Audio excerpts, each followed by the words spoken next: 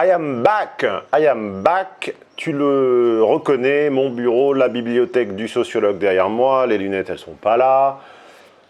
Alors, vidéo rapide de samedi, début de soirée ou fin d'après-midi. Rapide pourquoi? Parce que la lumière tombe et je souhaiterais que vous bénéficiez d'une belle qualité d'éclairage après mes deux dernières vidéos qui ont été un peu artisanales. Là, on revient à un beau grain, à une belle image, une bonne qualité, un beau son pour vous parler d'un sujet. Alors, le titre de la vidéo a dû vous intriguer. Vous allez vous demander si c'est une analyse politique. Eh bien, oui et non. C'est en réalité une concaténation de réflexions. J'ai envie de partir d'une anecdote qui m'est arrivée sur Airbnb et d'en tirer une mise en garde philosophique, dirons-nous. Alors, nous vivons un temps, et la dernière campagne élective l'a montré, nous vivons un temps où la transparence est une vertu, ou en tout cas présentée comme une vertu.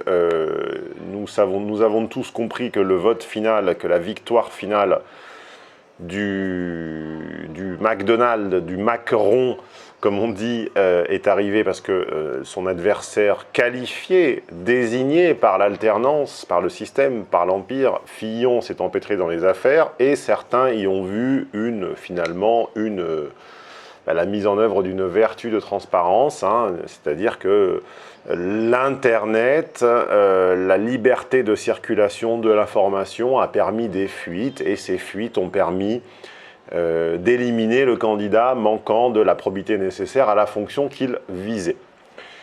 Quand on réfléchit, quand on prend du recul, quand on met en perspective cela, on se rend compte qu'effectivement, dans un certain nombre d'affaires similaires, médiatico-politiques, on présente les fuites Internet comme finalement une vertu visant à purifier un petit peu, à assainir et à permettre aux gens de prendre des décisions, on va dire, mieux informées. On rappelle, pour les plus jeunes d'entre nous, qu'il y a encore, on va dire, jusqu'à Jacques Chirac, et en remontant plus loin dans la Ve République à ses prédécesseurs, à Mitterrand et notamment à Giscard, en 1974, on rappelle que ces présidents avaient engrossé des groupies, qu'ils avaient des enfants cachés. On rappelle que Giscard a été surpris au petit matin dans le ravin, dans le fossé, au volant d'une Ferrari avec des actrices en vogue de l'époque, et que tout cela, évidemment, n'a jamais été ébruité, n'eût jamais été ébruité dans la presse à cette époque. Aujourd'hui, évidemment, un téléphone portable serait passé par là, l'information aurait fuité sur les réseaux sociaux et jamais, enfin, il aurait été, à défaut d'être destitué, en tout cas, sérieusement, en tout cas, il aurait perdu l'assise que lui avait donnée son élection dans le peuple. Alors, cette vertu de la transparence, cette vertu au nom de laquelle il est désormais quasiment impossible de cacher quoi que ce soit, car on est évalué par ses pairs, on est filmé, on est enregistré à son insu ou en pleine connaissance de cause. On est évalué, hein, cette vertu de transparence se retrouve également dans le monde professionnel où on est évalué désormais non plus à 180 degrés, c'est-à-dire par ses collègues, par ses pairs, mais à 360 degrés, c'est-à-dire par son N+1, par son N-1, hein, par son supérieur et ses subordonnés, par ses pairs. Toute expérience, comme dirait Baricot dans Les Barbares, fiche de lecture à venir, toute expérience, que ce soit la commande d'un café au Starbucks ou que ce soit le franchissement d'un portique à l'aéroport, est désormais sanctionné et sanctionnable par 4 petits boutons. Vous savez, on vous donne la possibilité de noter par des boutons rouges, orange, vert clair ou vert foncé si votre expérience est bien passée. Eh bien, tout cela nous pousserait logiquement à penser, par un jeu cognitif, par un rapprochement cognitif, eh bien que finalement nous vivons une belle époque et que cette transparence nous pousse, nous fait devenir des acteurs, des actants, finalement au jugement plus fin, plus sûr, plus exact et donc plus honnête. Que la transparence pousserait à une société plus honnête. Je vais vous raconter ce qui s'est passé sur Airbnb ou une plateforme similaire. Ce n'est pas exactement Airbnb, mais c'est quelque chose sur laquelle je fais, une plateforme anglo-saxonne sur laquelle je fais de la location d'appartements, à la fois en tant que propriétaire et à la fois en tant qu'utilisateur, et de l'échange également parfois. Et de cette anecdote, nous allons tirer une morale. Hein. Je vais me faire un peu Ésope ou un peu Jean de La Fontaine ce soir.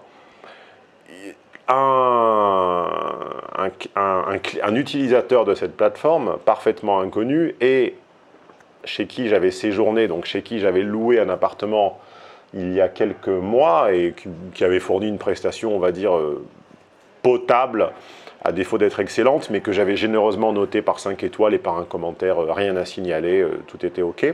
Cet utilisateur a, de son côté, loué, enfin, est venu me solliciter pour un de mes appartements, a procédé à la location, et je ne m'attendais évidemment à rien de très surprenant, étant donné que ça s'était passé correctement dans l'autre sens. J'ai un petit PDF, une petite note technique des informations à connaître pour l'usage de l'appartement en question, que j'envoie par mail au client. Il l'a reçu une première fois, Gmail, en tout cas j'ai retrouvé dans mes archives qu'il l'avait reçu une première fois, qu'il me l'a, ah ben voilà, il suffit que je fasse une vidéo pour que le téléphone sonne, et bien tant pis, je ne couperai pas, il sonnera. Il me l'a réclamé une première fois, je lui ai envoyé, il a prétendu ne pas l'avoir reçu, ou en tout cas à mon avis il était un petit peu désorganisé, il n'a pas fait attention, je l'ai renvoyé volontiers, très volontiers une seconde fois, sans faire de quelconque difficulté, et donc cette fois-ci il l'a bien confirmé par écrit. Nous avons la preuve sur la plateforme de discussion, dans nos échanges par écrit, il me dit j'ai bien reçu les informations. Du coup, quelques semaines après, il est venu dans l'appartement et il avait mon email, puisque nous avons échangé par email, il avait la possibilité également de me joindre sur le site, il avait enfin mon numéro de téléphone qui donne aujourd'hui accès à WhatsApp, à Messenger, il pouvait me contacter par tous les moyens qu'il le souhaitait. Je n'ai eu aucune demande, aucune question de cette personne. Et en quittant l'appartement, il m'a laissé une mauvaise évaluation, c'est ma première en 7 ans. Je n'avais que des évaluations positives depuis 2010. Il m'a laissé ma première note négative en 7 ans au titre que l'appartement n'était pas fourni avec une notice explicative et qu'il lui manquait le mode d'emploi pour utiliser la box, la télévision, etc., qui n'avait pas pu suivre les élections présidentielles.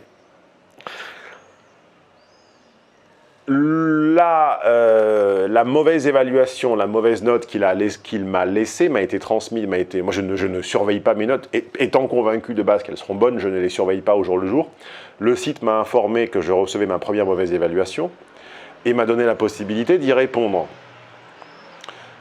Ce que j'ai fait immédiatement, en non seulement contrant les arguments, mais en apportant la preuve à la fameuse plateforme, on va l'appeler Airbnb, même si ça n'est pas Airbnb, mais comme ça au moins dans la psyché collective, tout le monde voit de quel type de site il s'agit.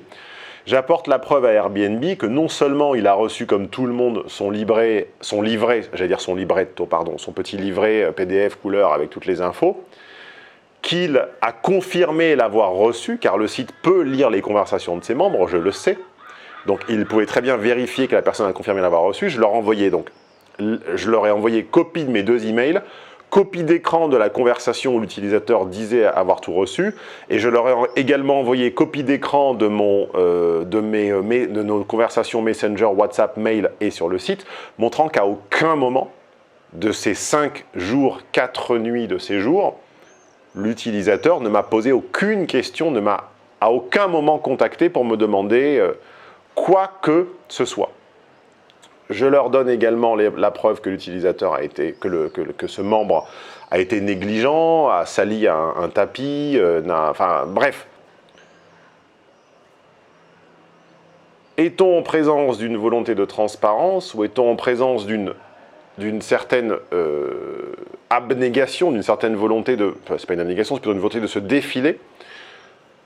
La réponse, la politique de cette plateforme de l'échange libéral ou de la location libérale de biens immobiliers à travers le monde a été merci pour vos documents, nous imprimons votre réponse, donc sans mes documents privés, mais nous imprimerons votre texte de réponse à côté du sien. Ce à quoi j'ai répondu, mais puisque je vous fournis la preuve indubitable que cet utilisateur ment, que cet utilisateur, 1, a reçu toutes les informations nécessaires pour l'appartement, et 2, à aucun moment, quand bien même les aurait-il perdus ou oubliés, n'a à aucun moment cherché à me joindre et à me demander comment se servir de quelque chose. Je lui aurais répondu dans l'heure, je suis connecté, je vis avec mon temps, j'ai mes textos, messages, etc., j'y réponds. puisque je vous apporte la preuve de sa mauvaise foi. Pourquoi allez-vous imprimer un message de type évaluatif à caractère négatif, puisque je vous apporte la preuve que c'est faux? Réponse de la plateforme anglo-saxonne d'échange d'appartements, ou de location d'appartements, qui fait les deux d'ailleurs, par volonté de transparence et pour créer de la confiance dans la communauté. To build trust in the community. Mais et je vous laisserai de vous-même faire le lien logique, faire la concaténation, faire l'analogie, le saut analogique, comme dirait l'autre, à ce qui m'est arrivé avec le journal 20 minutes, à qui j'intente un procès parce qu'il m'a diffamé en mettant dans ma bouche des propos qui n'étaient pas les miens, alors que la preuve existait en ligne que ce n'étaient pas les miens. La transparence, et je vous laisserai sur une réflexion ouverte pour une fois, consiste-t-elle à laisser volontairement quiconque imprimer sur Internet des informations erronées, quand on a la preuve du contraire, ou la transparence, c'est-à-dire finalement ce qui devrait être la volonté de faire le bien, le juste et le vrai, le juste, le vrai et le bon, de la plateforme, aurait-elle dû être de se retourner vers le plaignant et de dire « Monsieur Édouard nous apporte la preuve par les éléments suivants, copie d'écran numéro 1, 2 et 3, que vous aviez bien connaissance des informations relatives à l'appartement. En l'état, nous ne pouvons donc pas le blâmer par une évaluation négative et imprimer votre plainte. Voulez-vous soit la modifier en nous expliquant exactement ou plus précisément le problème, 2, la supprimer, ou 3, je ne sais pas, qu'en pensez-vous?